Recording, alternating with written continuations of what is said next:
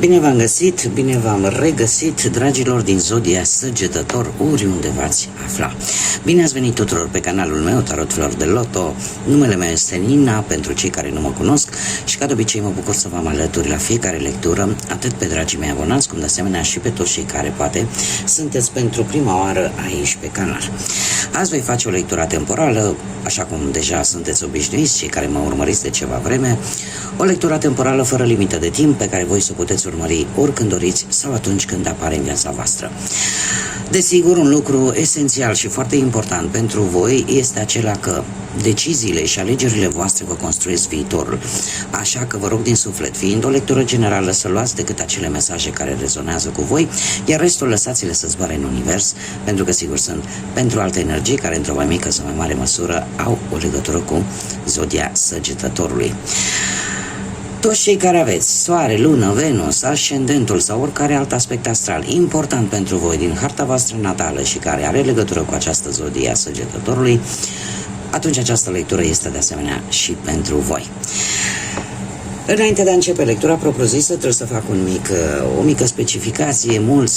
Mulți, nu foarte mulți, dar câțiva dintre voi mi-ați lăsat mesaje că se aude un zgomot pe fundal. Din păcate, acest zgomot provine de la un aer condiționat portatil pe care eu l-am aici în încăpere unde fac lecturile și fără de care nu aș putea să stau, nu neapărat să fac lecturi, efectiv mi-ar fi imposibil să stau cu temperaturi peste 40 de grade. Așa că ăsta este motivul pentru care se aude acest zgomot pe fundal. Eu sper să nu fie atât de deranjant și să mă puteți auzi așa cum trebuie. Așa că, cu scuzele de rigoare, asta este explicația acestui zgomot. Haideți să începem, dragilor, haideți să începem și să vedem care este situația voastră, în funcție de ce gândiți, de ce vă doriți, de ce simțiți. Să vedem care este situația actuală a dragilor mei din Săgetător sau cu legături importante cu această zodie. Și avem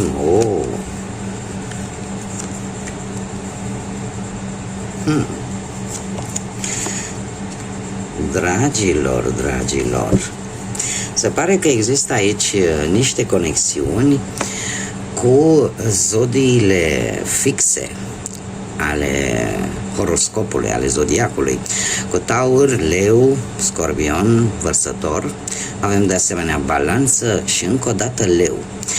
Se pare că ați fost foarte determinați să faceți ceea ce vi se, cum să spun eu, ceea ce vi se cere cumva, să vă îndepliniți, mai bine zis, cred că asta e cea mai bună variantă, să vă îndepliniți o anumită îndatorire, un anumit scop. Ați fost foarte curajoși într-o anumită situație și lucrul ăsta nu v-a făcut decât să vă simțiți tare mândri.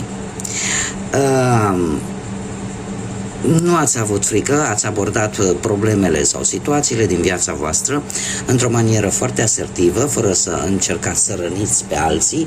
Poate că ați vorbit, ați avut o comunicare mult mai înțeleaptă, dar și inteligentă.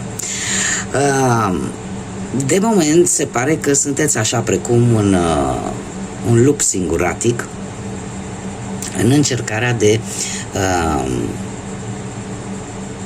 a evalua o situație care pe voi vă interesează.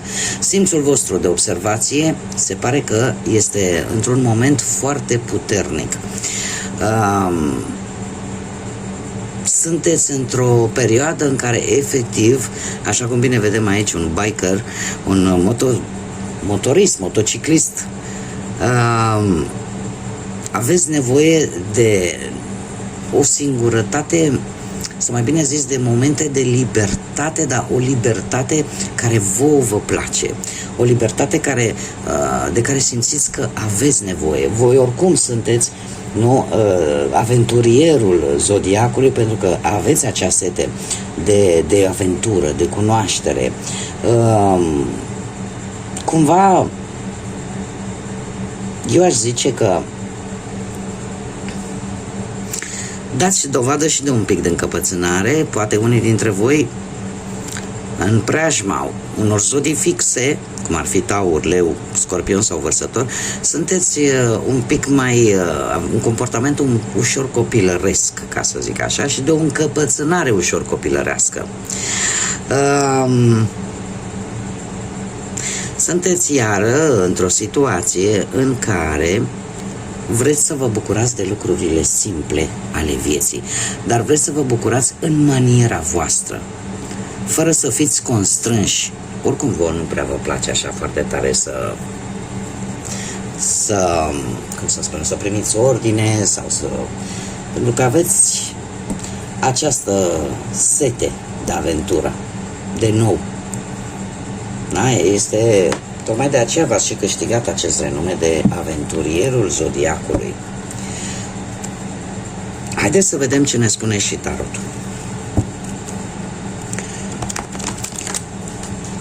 Energia voastră în prezent nu este una deloc rea.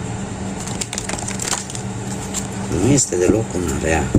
Și se pare că unii dintre voi sunteți în fața unui nou început, care poate să fie pe oricare plan al vieții. Fie el financiar, profesional sau sentimental.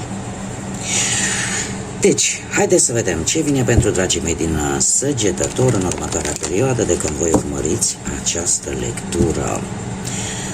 Ce vine pentru voi, dragilor?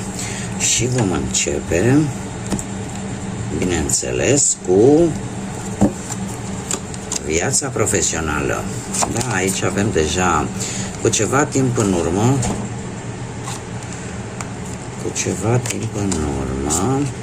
nu știu dacă ați avut de-a face cu vreun șef, cu cineva care, nu știu, unii dintre voi e posibil să aveți ceva legătură cu armata, cu hainele astea militare, da, sau cu, în general, cu locuri sau joburi în care autoritatea, disciplina, organizarea sunt foarte severe. Avem împăratul, zodia Berbec, poate vă spune ceva. Împăratul, pe partea asta muncii, îmi spune în felul următor, că unii dintre voi e posibil ca, nu de mult, cu ceva timp în urmă, să fi folosit foarte mult logica și rațiunea pentru a avea un anumit rezultat pozitiv pe cariera voastră profesională. Poate că unii dintre voi, de asta am spus, chiar vă doriți sau v-ați dorit un post sau ceva ce are legătură cu lucrurile astea unde autoritatea, disciplina sunt primordiale, sunt foarte, foarte importante. Ați căutat atât stabilitatea profesională în paralel cu cea materială. Posibil unii dintre voi chiar să fie ajuns să aibă o poziție socială, un rang înalt, da? La locul de muncă, poate, sau pur și simplu atitudinea voastră, cumva disciplinată, autoritară, v-a făcut să obțineți ceva pozitiv în ceea ce privește munca sau cariera voastră profesională. În prezent, cu acest 6 de monede, se pare că există un echilibru, există o armonie pe planul ăsta al carierei, există chiar unele îmbunătățiri, o creștere, e adevărat, nu singur, sprijiniți de altcineva sau de alte persoane. Și eu aș spune că e posibil ca unii dintre voi chiar să fi găsit un job mult mai bine plătit, dar cert este că se va găsi un job. Dacă nu s-a găsit, se va găsi curând. Regina de cupe, zodii de apă, rac, pești sau scorpion. După cum bine vedem, apare iar zodia scorpion. Această regină de cupe pe planul muncii vine cu o reușită. O reușită într-un proiect creativ, într-un proiect în care ai investit multă creativitate. Eu aș spune că e posibil ca o persoană nouă care poate să aibă legătură cu aceste zodii de apă să te poată ajuta, să-ți devină chiar un bun aliat. Și și în felul ăsta să reușești în respectivul plan, în respectivul proiect pe care tu îl ai pe plan, pe care vrei să-l realizezi pe plan profesional. Mergem mai departe, de să vedem pe planul bănuților. Pe planul bănuților aici se pare că ați avut parte de o înșelăciune, o pierdere, un furt în ceea ce privește banii, cu acest 7 de spade. Ori că ați pariat unde n-a trebuit, ori că ați investit niște bani unde nu a trebuit sau ați împrumutat, cert este că ați avut parte de destul de multe probleme, a zice, sau destul de ceva s-a pierdut aici, ceva s-a pierdut, s-a putut fura, s-a putut pierde o anumită sumă de bani din diferite motive, așa cum am mai spus, iar în prezent lucrul ăsta vă macină și vă macină mult cu acest 10 de spade. Este posibil ca unele persoane în care voi ați avut încredere să vă fi cauzat aceste pierderi. Așa că traversați în acest moment o stare de decepție, descoperiți poate că s-au făcut anumite jocuri ascunse în spatele vostru și cumva sunteți într-o perioadă de schimbări dramatice pe planul ăsta financiar al banilor. Acum vreau să vă spun un lucru, că perioada imediat următoare pentru voi vine cu o posibilă creștere de bani. Cum vine? De asemenea, prin asumarea unui risc. În ideea de a începe ceva cu totul nou,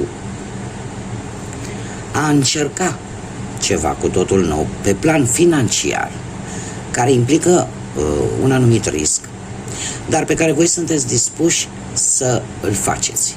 Iar asta, într-adevăr, poate să vină cu o posibilă creștere de bani. Este, ca și cum ai spune, totul sau nimic. Acum nu pot să vă las așa. Haideți să vedem ce îți poate aduce acest nou abordare. Îți aduce un paș de spade. Nu știu, mă tot uit, aici mi-apare Vărsător. Aici, desigur, sunt zodii de aer. Aici, desigur, avem zodii de aer. E posibil ca aceste energii, poate Gemeni, Balanță, Vărsător, să aibă legătură cu partea asta financiară a voastră și următoarea perioadă, într-adevăr, ești dispus să-ți asumi un anumit risc în ceea ce privește bănuții, dar totuși de luat o să-i luați. Dar încercați să nu-i cheltuiți pe lucruri care nu au importanță. Da? Nu faceți cheltuieli necesare, pentru că în felul ăsta problemele materiale vor persista și e posibil după să fie nevoie chiar să cereți ajutorul poate al unui specialist sau a unei alte persoane. Și cred că ar mai fi un lucru. Banii pe care voi îi veți câștiga, da? În urma asumării acestui risc, ar fi bine să îl țineți pentru voi. Adică să nu spuneți: dom'le, uite, am riscat, am câștigat, am făcut, am dres, am banii ăștia. De ce? Pentru că aceste mici secrete, ca să zic așa, la un moment dat pot fi folosite împotriva voastră și veți regreta din nou. E ca și cum un cerc vicios, vă învârtiți într-un cerc vicios. Cum de asemenea pașul de spade ne vorbește și de noi începuturi. Vă poate ajuta într-un nou început. Așa că un pic de atenție. Pe plan sentimental, pentru cei care sunteți deja într-o pereche, dragilor, voi cu ceva timp în urmă ați luat o decizie, ați făcut o alegere. Dar nu ați făcut această alegere, cumva vi s-a făcut o anumită ofertă, ca să zic așa. 7 de cupe în relații, pe plan sentimental, îmi vorbește de ori o relație la început de drum, unde totul este roz, unde totul este așa foarte strălucitor, foarte pufos, Și în cazul acesta, cu judecata aici, putem vorbi de armonie, putem vorbi de înțelegere, da? Și în varianta asta aș putea să zic, da, haideți să le luăm așa pe categorii. Deci avem prima fază în care cei care sunteți la începutul relației sau relația voastră a început de puțină vreme, e o perioadă în care, cum am mai spus, totul este ok, totul este așa ca dragostea aia la început, care chiar și în prezent vine cu o stare de armonie, o stare de echilibru, de înțelegere, dar mai avem și varianta în care acești 7 de cupe poate să fie o anumită alegere în care parcă nu s-a văzut foarte bine adevărata, cum să zic eu, mai degrabă aș zice că a fost vorba mai mult de o tentație. De o tentație și lucrurile parcă nu sunt foarte clare. Cumva e posibil ca unii dintre voi să stea un pic să se gândească, cum e relația mea? Sunt fericită? Sunt nefericită? În acest caz se pare că pentru cei care se regăsesc cu acest mesaj, care efectiv nu știe de fapt relația lor încotro merge, se pare că sunteți dispuși să luați o mică pauză pentru a vedea dacă acceptați ca relația să funcționeze în felul acesta sau cumva vreți să faceți o schimbare de direcție. Acum, le împreunăm aceste două variante și următoarea perioadă pentru voi vine cu zodia Capricorn, vine cu pentru unii dintre voi vine cu foarte multă atracție, foarte multă pasiune, senzualitate corporală, sau pentru alții poate veni cu anumite discuții, anumite tensiuni, poate din cauza geloziei. E posibil ca toată această nebuloasă să fie din cauza geloziei, sau eu aș mai zice că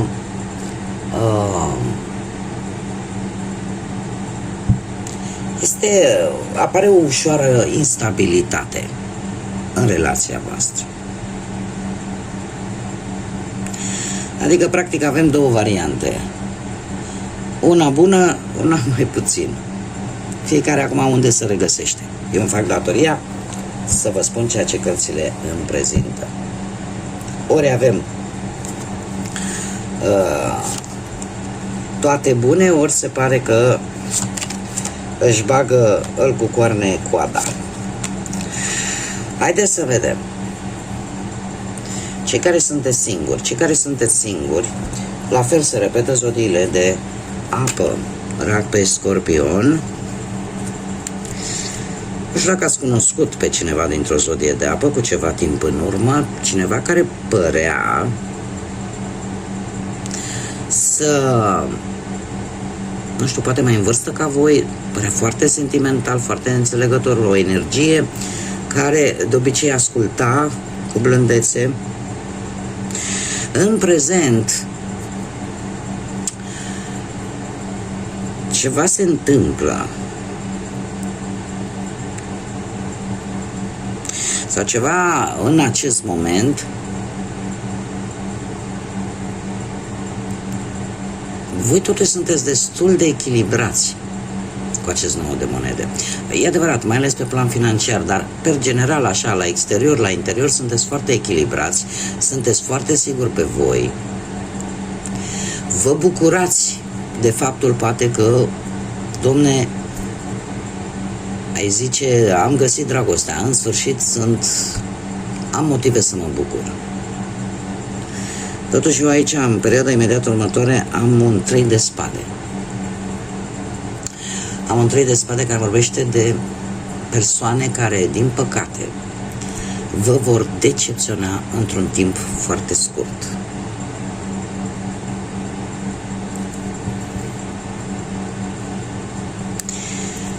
cam asta îmi spun mie cărțile. Din păcate pentru voi. Din păcate sau poate, știu că pare iurea, dar poate să fie și din fericire. Pentru că decât să trăiești o perioadă lungă de timp într-o minciună, poate că e mai bine să știi cât mai devreme pentru a nu pierde timpul. Zic și eu. Haideți să vedem situații necunoscute care pot apărea în următoarea perioadă pentru voi, dragilor din Săgetător, sau cu legături puternice cu această zodie. Un mesaj, te rog, pentru dragii mei din Săgetător.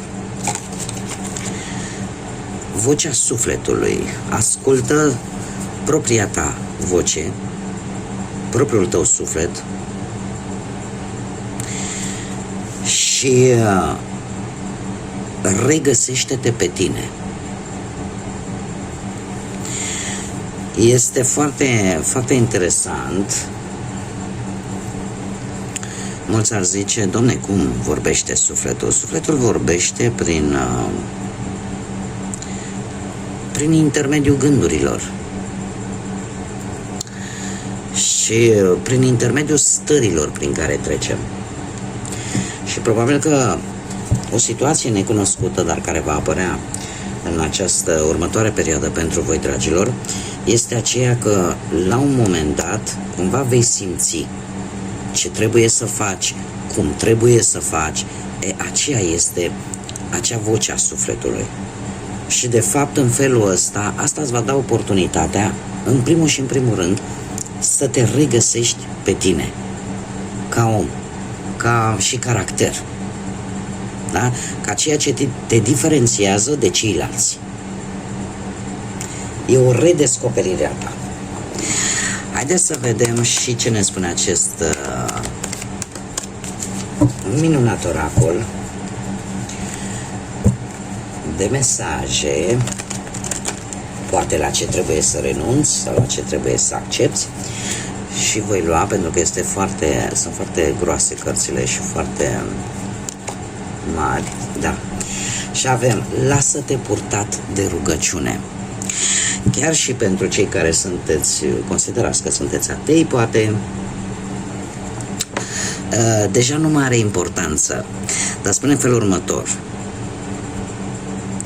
lasă-te purtat complet rugăciunii. Atunci când te rogi din toată inima, vei fi auzit de către întreg universul, iar răspunsurile și suportul vor veni. Chiar dacă și cei care nu aveți o anumită credință, da, și considerați că sunteți atei, în momentul în care spui, de fapt faci o rugă, poate universului sau poate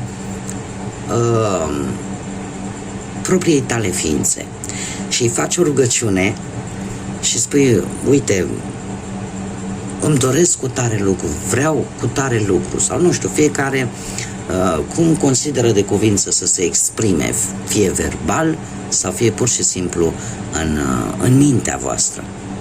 Se pare că lucrul ăsta în următoarea perioadă pe voi, dragilor, vă va ajuta tare mult, pentru că probabil că există o conexiune acum foarte puternică între voi și univers, între voi și divinitate, între voi și sinele vostru, de care ar trebui să profitați.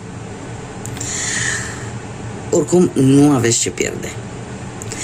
Bun, dragilor, cam atât am avut pentru voi. Vă mulțumesc tare mult pentru prezență. Mulțumesc din suflet tuturor celor care, ca de fiecare dată, și aduc aportul în dezvoltarea acestui canal prin intermediul like-urilor, comentariilor, distribuirilor, și le urez bun venit tuturor celor care sunt proaspeți abonați acestui canal.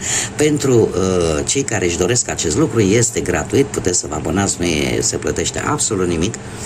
Și eu mă bucur pentru că în felul acesta se mărește această comunitate a florilor de lotus. Așa că bun venit celor noi sosiți. Iar până data viitoare, când ne vom reîntâlni, eu vă doresc să aveți cât mai multă liniște sufletească, cât mai multă pace și, desigur, cât mai multă energie pozitivă.